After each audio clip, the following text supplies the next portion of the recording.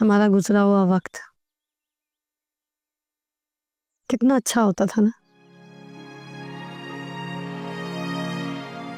हम छोटे छोटे होते थे, अब्बा जी होते थे, हम उस घर से इस घर में नानी जी का घर कहकर आते थे। कितना अच्छा वक्त गुजरता था हमारा, आपस में हंसते थे, खेलते थे, बातें करते थे, ना कोई लड़ाई ना कोई झगड़ा।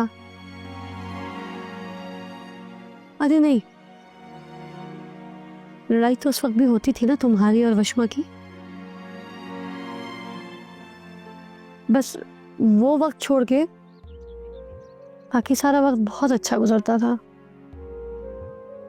कितनी प्यारी प्यारी यादें बचपन की।